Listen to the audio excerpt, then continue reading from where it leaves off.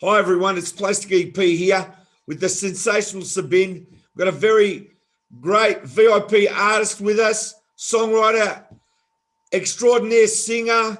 She's with the Archies. She wrote so many great songs. We love you, Toni Wine. And let me tell you, every day the world listens to Sugar Sugar and your famous line on it, that famous line that you sing by yourself, you know the one I'm talking about? I do. Can you say it for us? I'm gonna make your life so sweet. Yay. That was Betty. It is. The high voice was Veronica. Can I ask you, can you just sing that line for us if it's no trouble? It's really going to mean a lot. I'm gonna make your life so sweet. Hey, hey. Go straight to the top of the charts. Go straight to the top of the charts. From 10 to 1, you got a show number 1 when you go straight to the top of the charts. When did you first hear about Don Kirshner having to do with the music of the Monkeys Project? How did you hear that, through Boyce and Hart, or how did that come about? No, I had been signed to Donnie as a writer in 61, 62. I was very, very young, 14 probably, 13, 14. And over the years, Donnie had access to a lot of things that were happening, be Broadway shows, movies, television series. And somewhere in that time frame that you're talking about, mid 60s, he told us there was going to be a show about the Archies. And of course, Tommy and Bobby were writers for Alden Music, Screen Gems, at the same time that I was, and that there were a whole slew of us, a lot of writers. They were two of them, and they did a lot of stuff for the Monkeys.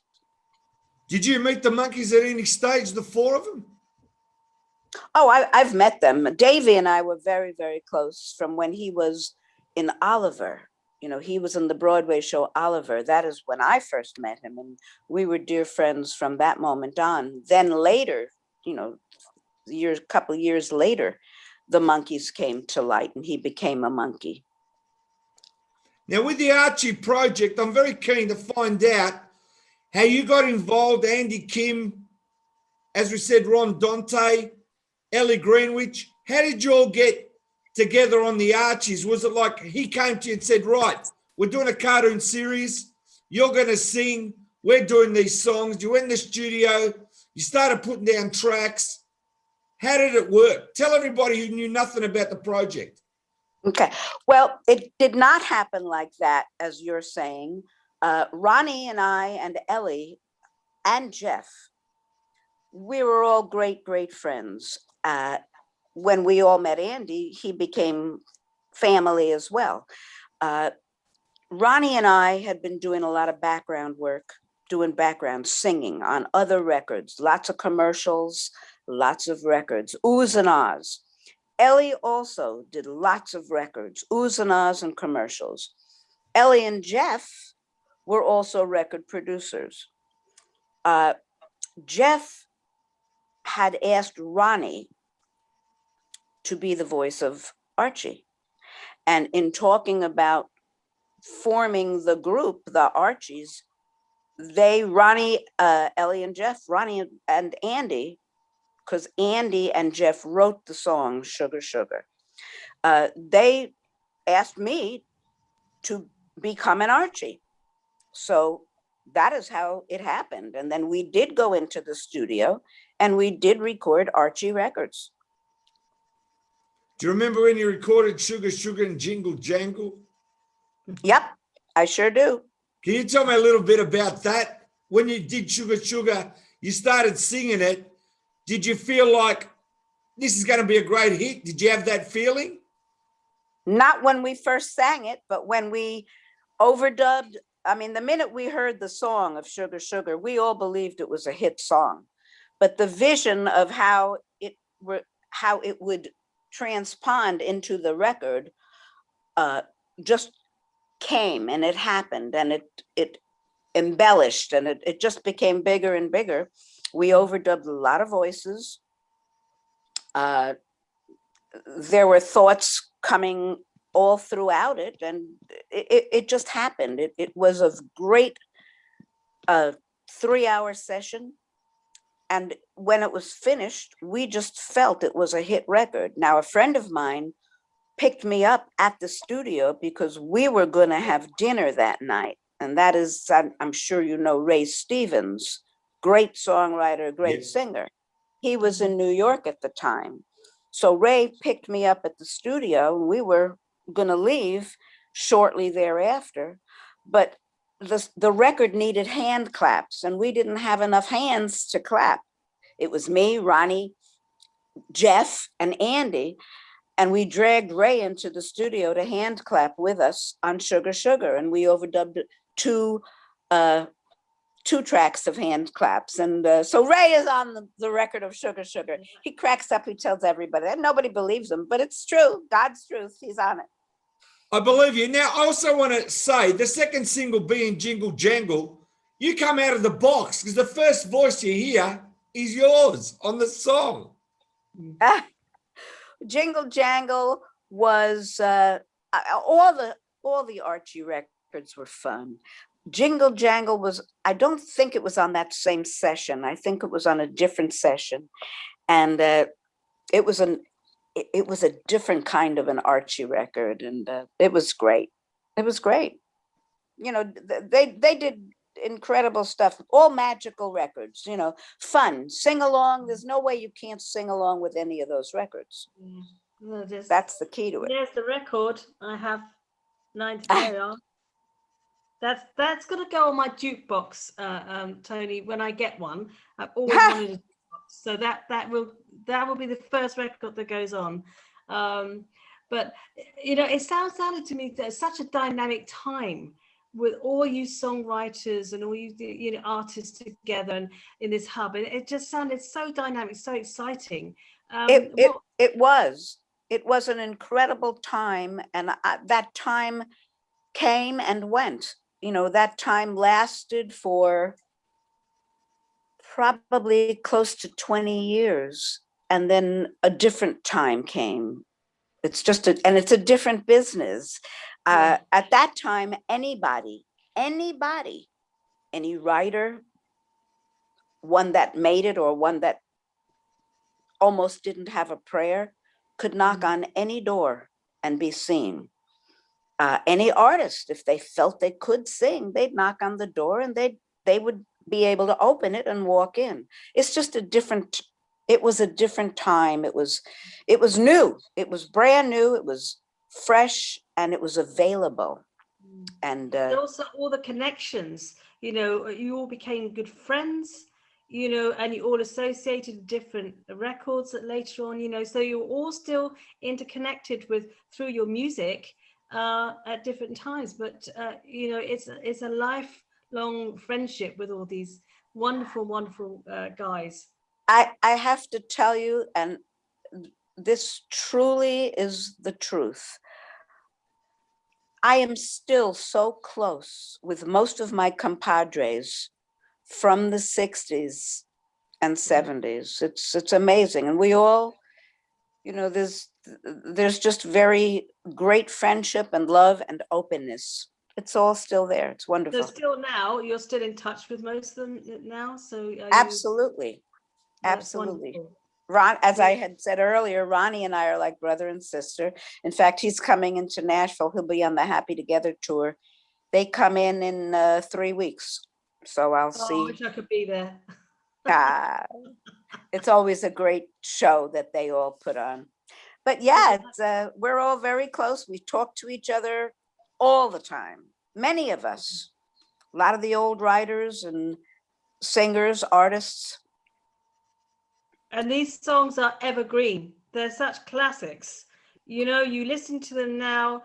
I mean, there's generations that are growing up. They obviously haven't heard them first time round, but now when they're hearing them, I mean, my daughter's nearly 20. She loves it. She just absolutely. They do love it. Again, that magic really was the whole premise of being able to sing along with it. You know, there are great records today, but some of them are tough to sing along to. Yeah. you know, but a lot of them are fabulous, and you can. It's just that that era that we're speaking of, it was easy. It was very easy. You know, 2 minute song, 2 minutes and 15 seconds, in and out, sing along, and it's great. Verse, Just chorus, fantastic. Yeah, easy. fantastic songwriting. Just I fantastic. just want to say, if songwriting. I can, Tony, we just interviewed one of the top UK DJs, and he said, I don't want to hear about the word 60s or 70s. He goes, if it's a great song, it's a great song. Doesn't matter when it was recorded, it's still a great song. Absolutely. It's a great song. A great song is a great song. You can take a song. I mean, there are songs written in the 40s that could be total #1 records today. You can't kill a great song. You can kill a lousy record. That's it. Can't kill a great song. The proof is, Tony, is that, you know, with a groovy kind of love, you know, which, you know, a fantastic 1966. And then, you know, it does so well first time round, but then second time round, and then, you know, an artist like Phil Collins goes and records it, puts his own twist on it, and hey, it's #1 in I know. I UK. know. And we never really thought that our songs were great. We just thought they might have a shot and they might be commercial. I never thought my songs were great. None of us really did. We would hear other people's songs and we'd say, oh my God, what a great song. But we never thought of ourselves as having great songs. We just got lucky. That's how we thought about it. We figured, wow, you know, we got really lucky and we had an artist that made a great record. But I mean, it blew our minds. Most of us in that time frame, most of us just thought we all got lucky and we had good songs, but I don't think any of us really thought we had great songs. Well, I just got to say, with the Mindbenders, they had a #2 song in the UK, #2 song in the US with a groovy kind of love. And then you got Phil Collins comes along in 1988. That's right, Sabine? Yes, unbelievable. Yeah. And he has a #1 in the US and the UK, and he slows the song down a bit. Unbelievable. Yeah. He made a great record. He really did. It was a fabulous record. I thank him every day to this day. I mean, the record killed me, and I love him dearly for me too. that. And you know something, Tony?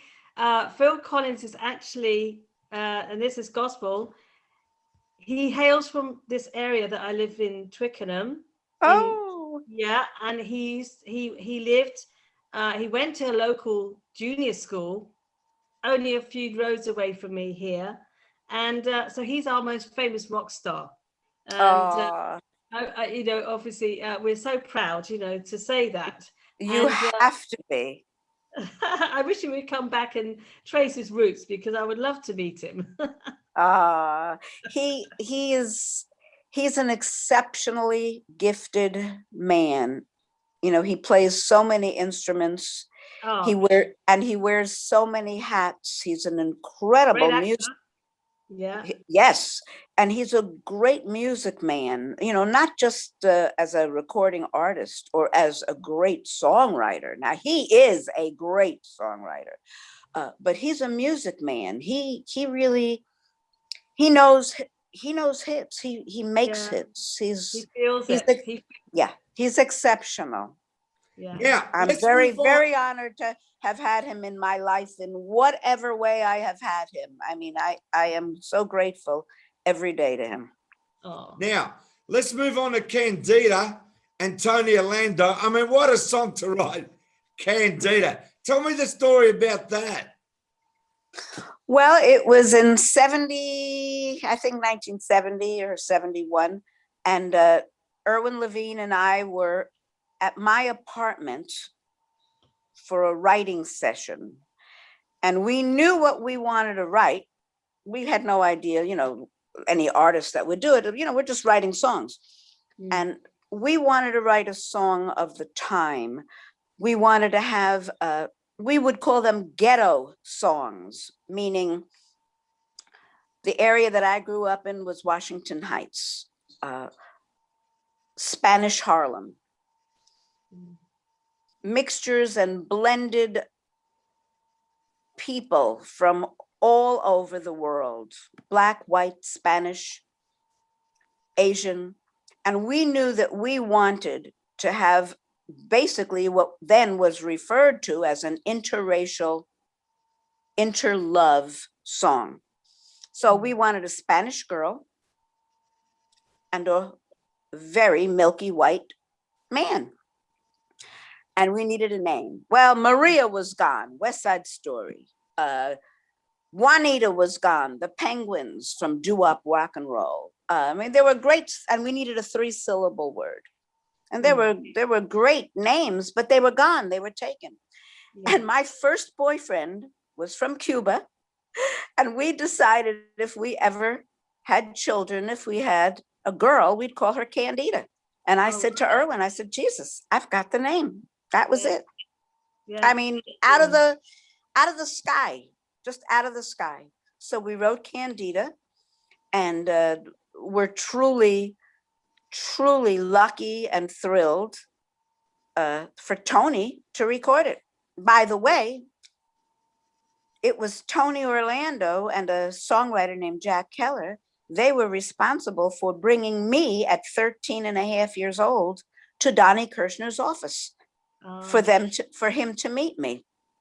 I had met Toni and Jack in a studio. I was doing a favor for one of my mom's best friends. And they were there and they heard me from another studio, and they asked my mother, would she please bring me to an office around the block from this studio, because they wanted me to meet somebody that they felt I needed to meet, and it was Donnie. And my mom was so cool. She knew that music was my world anyway, because I was studying to be a classical. I went to Juilliard. I was a classical pianist. I was at Juilliard from age 5 on. And she knew music was my life. And she said, sure. So she did. And that's the true story. So Toni, were you in a choir of any kind at school, or how did your vocals come about? I mean, how did you know you could sing?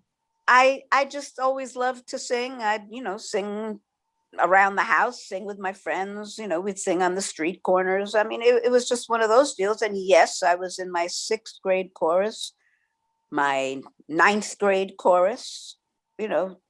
Nothing earth shattering, but we loved it. Anyone musical in your family? Your mom's side, your dad's side?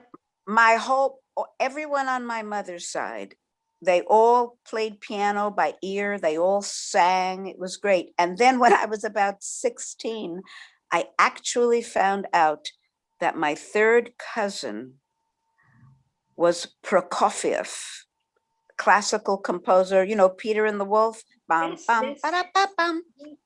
Fantastic. I found that I was 16. I couldn't comprehend that. That was pretty wild. Yeah. Right, now we want to go back to Toni Orlando.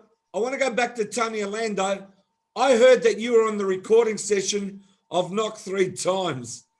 Well, I was on the session of Candida and Knock 3 Times. That whole very first album that was called Candida, there was no Dawn.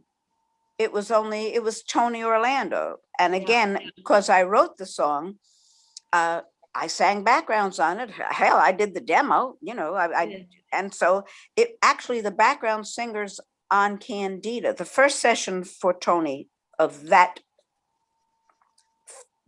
whole time was Candida and a song called What Are You Doing Sunday and Knock 3 Times. And the background singers were myself, a girl named Robin Grion, who later became a harlot. She was doing lots of backgrounds also. So it was me and Robin and Jay Siegel, who was that high, magnificent voice of the Tokens. Oh. You know who Jay Siegel is? I've heard of it. I know the famous. No, it's a guy. Jay Siegel, he's the voice, the Lion Sleeps Tonight. You hear this? Oh, yeah. Ooh, yes. Ooh, away. That's him. Wow. That's him. So Jay Siegel, me, and Robin Grion were the background voices. And then after Candida hit, I mean, it was a #1 record. That is when Dawn, the actual Tony Orlando and Dawn, was created, and Telma and Joyce came to be, and thank God they are so amazing. They are still amazing. Yeah. But Tony's got a fantastic voice, hasn't he? Tony's a great voice. Oh, he's fabulous. And he sounds today as great as he did then. In fact, I don't know if you know, but I've been on the road with him for 18 years now. I play keyboards and I sing. I am the token girl with 5 other guys and Tony. And so we've been on the road. He goes all, you know, we travel all over the world. He still sounds so incredible. You know, there are some singers whose voices age. Yeah. And then there are other singers whose voices never age. Yeah. He is one of them. He'll do his bless you and I mean, it sounds the same. Sounds the same. Never even changes keys. It's just the greatest. I hope he comes to the UK sometime when things are kind of more settled again with live music, because we want tours. We want to see, we're starved of this live music, and we so need our music back on the stage. We need the artists back on the stage. You know, well, we've been off the road for 1.5 years, and we actually start up again in 2 weeks. We go up to Mohegan Sun, you know, big hotel casino. But now everybody's starting to tour again the end of the month. And so hopefully tours will be aplenty all over our nation, yours, and all over the world again. But it's slowly. It's slowly. It is. It's gradual, but it's going to happen because we've already got lots of dates penciled in for festivals over here, and you know, and tours. So there's a positive sign that it's all going to happen, and hopefully it will. Next year will be full on next year. Yes, it will. We all need to just be cautious, stay safe, and keep singing and enjoying music. Yeah, because after all, it's great tonic for everyone. Music brings everyone together. I couldn't live without music, Toni. I couldn't either. Much as I can. I mean, I sing with a rock choir, but I don't play any instruments, but I live and breathe music every day of my life. It's my lifeline. I just couldn't live without it. I fully understand and agree. Very important. Now, Toni, I got to ask you, with the 1960s, I mean, when you think back, writing all those great songs, and in that period there, in the building, I actually class that as the golden age of songs. That's where I put it at. There's nothing like it because it was such a great time. And that's why your song like A Groovy Kind of Love, I mean, that's what it was. You can't reproduce that now. The people aren't the way they were then. They had this freedom. They had this expression. They had this, how can I say, it wasn't just based on money. They just lived their lives. Well, it was a great time, and it was a very easy time. But truly, right now, there is a resurgence of that kind of music with that type of simple, straight ahead songs. It never really left. It just kind of fell to the wayside. But right now, there is a resurgence of simplicity in music. And it's come back. You know, there are cycles, all kinds of, you know, the 40s music came and went, and it came back again. And the 50s music came and went and came back again. It's happening, same thing, 60s, 70s, 80s, everything just takes time to regroup, refigure it out, and redo it. Yeah, exactly. Because, you know, the 60s, the 70s, 80s, I mean, we all love the tunes, and we all want to still listen to them because they are still sounding very fresh and evergreen. And obviously, as I say, the younger generations are getting to hear them first time. And the thing is that, you know, the revival thing has been going for some time now. I've been feeling it. A lot of my friends have been feeling it. And it's Yeah. not that, it's the fashions too. Like, I have friends who wear Absolutely. and why not? Because it was such It's a great fun. time. For me, I love the 70s. I was in my teens in the 70s, in my 20s in the 80s. I love both eras so much. And the latter part of the 60s, because I was born in 59. But, and my mother bought me the Beatles records and the Rolling Stones records. Thank you, Mum. So I That's already had my taste for music already then, and Right. it's the best thing. It really is. And it rubs off on the kids. My daughter's playing keyboards and she thanks, Mum, because you've exposed all this music to us when we were younger, So, of course, done something right there. But it is the best thing. It really is. It Our is music- the best thing. Now, Toni, I Yeah. want to ask you about Music is air. Music is air. You got to breathe it. Now, definitely. Toni, I want to ask you about a famous photo before we wrap up the show. You know the photo I'm talking about? It's you and Carol Bayer Sager. It's got Boyce and Hart. It's got, I think it's Goffin is in it as well, right? And you're eating It's what? records with cakes on a table. Tell me about that, everybody. That was a surprise birthday party. It was either for Tommy or for Bobby. I'm not sure who, but Carol and I threw this party and we had that cake made and it was a blast. It was great. Somebody I love took the that way the picture. I don't records, even the know cake who is took like that a picture. 45. I love It that with the was. lines around it. It was. It was. We had that made and someone took the picture. I don't remember who even took the picture, but I love that picture. It's fun. Yeah. Well, Toni, You we have- want to thank you for being on the show and being on Go Straight to the Top of the Charts.